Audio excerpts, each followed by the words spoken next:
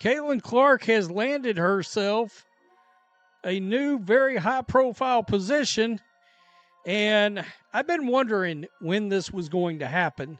I knew at some point, somewhere, with some miscellaneous media outlet, Caitlin Clark would get a gig, and now we know where that gig's going to be, when that gig's going to be, and who that gig's going to be for.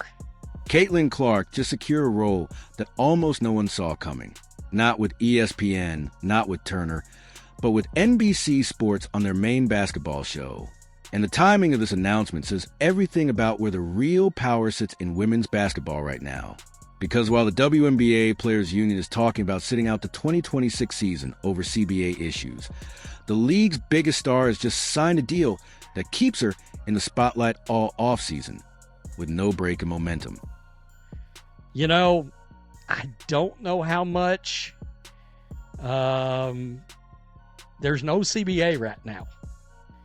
And this, of course, would run through, at least May, in theory. I don't know. We don't have any dates that stretch that far yet. I still think they're going to get the CBA done, folks. February 1st.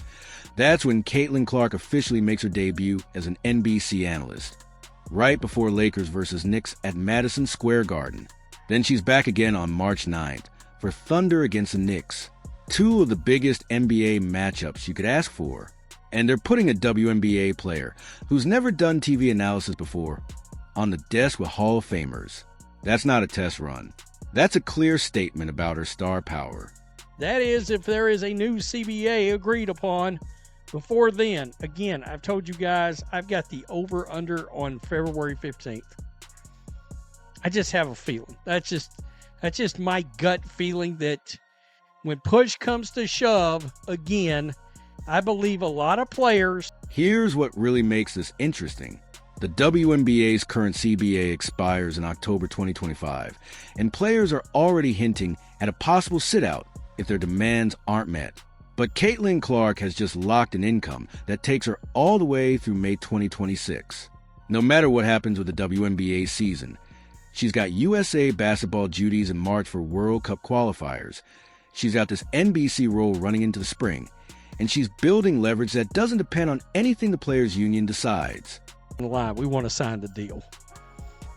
But that long wait doesn't mean Caitlin Clark has been away from the game. In fact, she notably suited up for USA Basketball Training Camp in December, has expressed her dedication for participating in all-team USA events with FIBA World Cup looming in September and qualifiers taking place in March.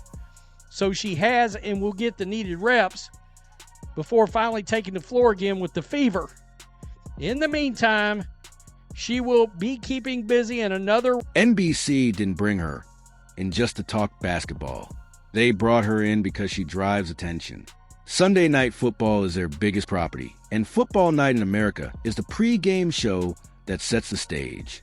Now, they're rolling out Basketball Night in America with that same formula.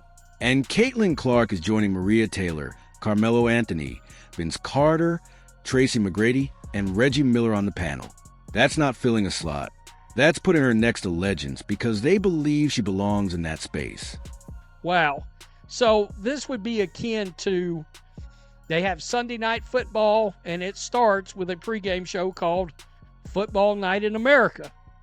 I didn't know they were creating Basketball Night in America, but here we are. Think about what NBC is actually buying here. They just locked in NBA broadcasting rights starting with the 2025-26 season.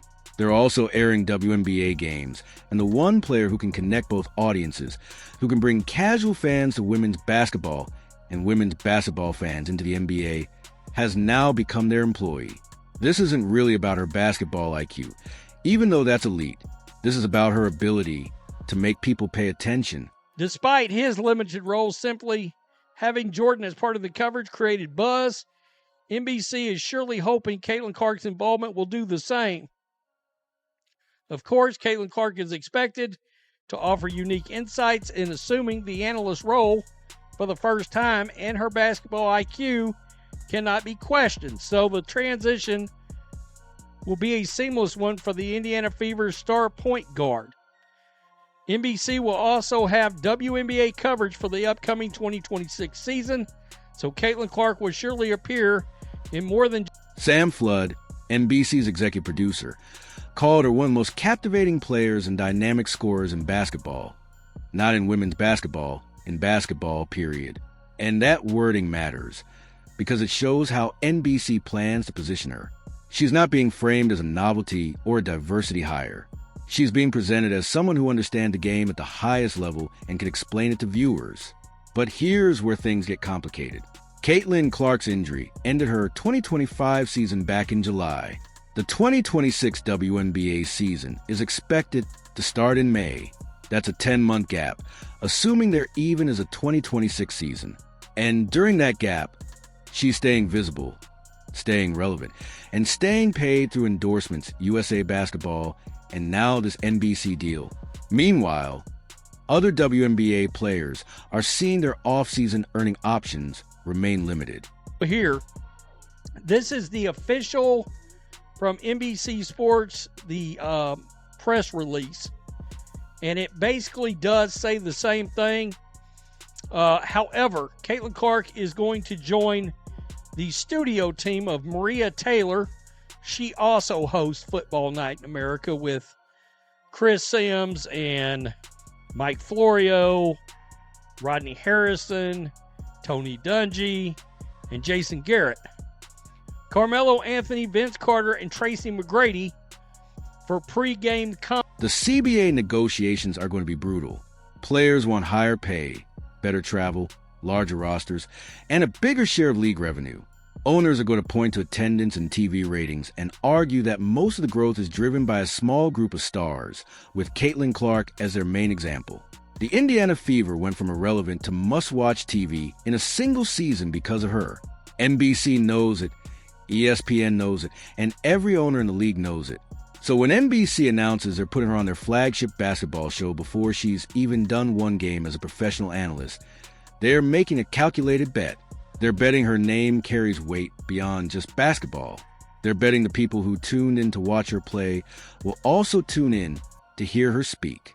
And they're betting her presence gives her coverage instant credibility in the eyes of advertisers.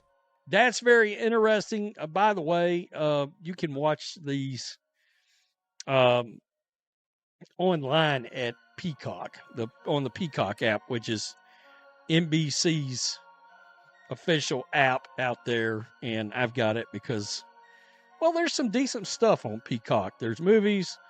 There's a couple of old series I watch on there, and WWE Saturday Night Main Event. Now, let's talk about what this means for her position during the CBA negotiations. The WNBA Players Association needs a united front if they want real leverage against the owners. But Caitlin Clark just showed she has options that don't rely on the WNBA season even happening. She can earn through media.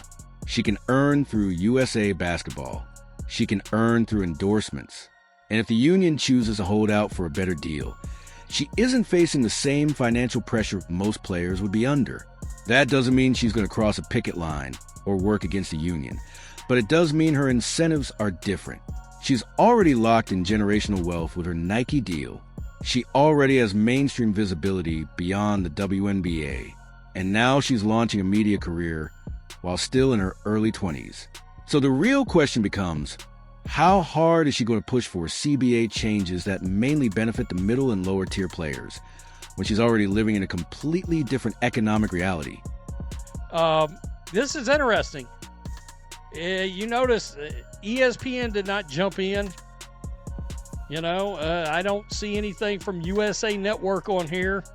I mean, pretty safe to say they wasn't going to put her on a panel with Elle Duncan, I wouldn't think. Who knows? I mean, you never know with media outlets. NBC, I believe. Here's what NBC is really doing with this hire. They're building content insurance. If the WNBA season gets delayed or canceled because of CBA negotiations, they still have Caitlin Clark on their basketball shows talking about the NBA. If the season goes ahead as planned, they already have the league's biggest star built into their broadcast system. which give them leverage when it comes to negotiating WNBA coverage. And if she turns out to be a natural on camera, which seems likely given how comfortable she is under pressure, they've just developed a media personality who could carry programming for the next 2 decades. The comparison to Michael Jordan is interesting. When NBC featured Jordan in their coverage, it was mostly symbolic. He wasn't breaking down games or showing up regularly. He was there to create buzz and add credibility. But Caitlin Clark is being positioned differently. She has scheduled appearances tied to real games. She's joining a panel of established analysts who are expected to give real insight. And she's doing this while she's still an active player, which gives her a perspective retired players simply don't have. Now think about the pressure that puts on her. She'll be analyzing NBA players at the highest level while still building her own professional career. If she says something sharp and insightful, it strengthens the idea that women's basketball players understand a game at an elite level. But if she says something obvious or generic, it feeds into old stereotypes about women's sports analysis. There's no neutral outcome here. Every appearance is going to be judged. Thanks for watching. Don't forget to like, comment, and subscribe, and tune in next time to Black and White Sports. Now, let's address the elephant in the room. ESPN didn't make this hire. USA Network didn't. Turner didn't. NBC did. That matters.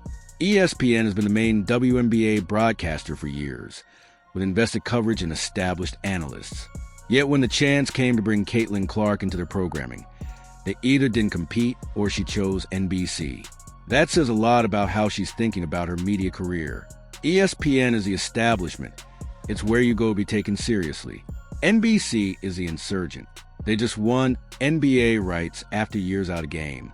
They're building their basketball identity from scratch. Being part of that launch, being there for Basketball Night in America, gives Caitlin Clark ownership over the brand in a way ESPN couldn't. And with Peacock, NBC's streaming platform, she's positioning herself at the center of how younger audiences consume sports media, a forward-thinking move traditional broadcast doesn't offer. There's risk. If the WNBA season is delayed or canceled, and Caitlin is on TV every week talking NBA basketball, some fans may see it as a betrayal. They might argue she should be advocating for WNBA players, not growing her personal brand on men's sports. That criticism may not be fair, but it will come. The reality is more nuanced. Her presence on NBC keeps basketball, and her, visible to casual fans. When the WNBA season eventually starts, she'll bring some of those viewers back. Optimistically, this strengthens both her media and WNBA careers. Pessimistically, she could become known mainly as an NBA analyst, with the women's game losing its brightest star to media before her prime. NBC is betting on the optimistic scenario that her WNBA and media careers can reinforce each other, creating a cycle of attention that benefits everyone. Her February 1st debut is critical. Lakers versus Knicks at Madison Square Garden is about as high profile as regular season NBA games get. LeBron, Anthony Davis, possibly Jalen Brunson. Basketball fans will be watching how Caitlin handles that spotlight. If she delivers insight, it validates women's basketball players as elite thinkers. If she's nervous or generic next to Carmelo, Vince, and Tracy, it feeds a narrative she's not ready. And while that narrative will be unfair, it's the reality of national TV scrutiny. From a business perspective, this is fascinating. The WNBA is at a crossroads, niche product or mainstream growth sport. That question drives CBA negotiations because it affects how much revenue owners can expect. Caitlin Clark forces the growth narrative. Her rookie season doubled attendance in some markets, set TV records, and boosted merchandise sales. Now she's extending that impact into the offseason through media work, a model the league needs if it wants major sports status. But there's tension.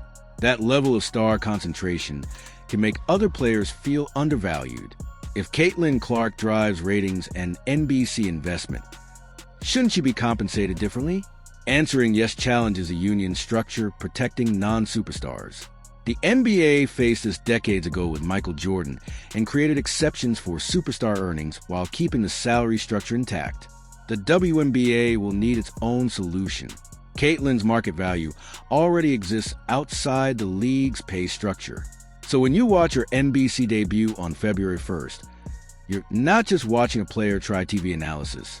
You're watching the future of women's basketball economics in real time. You're seeing whether WNBA stars can build mainstream media careers while still playing. You're watching NBC bet that the Caitlin Clark phenomenon is sustainable and valuable enough to build programming around. Can she deliver? Can she sit with NBA legends and provide insights that justify her spot? Can she represent women's basketball without alienating either fan base? My guess, she'll be fine. She's handled pressure her entire life. Critics, defenders, media scrutiny. Sitting at a desk talking basketball is easier compared to that. If NBC lets her be herself, let her perspective as an active elite player come through, this could be must-watch TV. If they try to smooth her edges, make her play safe, it could fall flat. Her value isn't repeating what others say.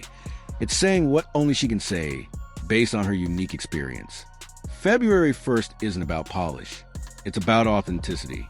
Can she challenge how people think about basketball? If she can, this NBC deal becomes the first chapter of a media career that could last a decade. If not, it's a cautionary tale for active players branching into media. Either way, it will be fascinating.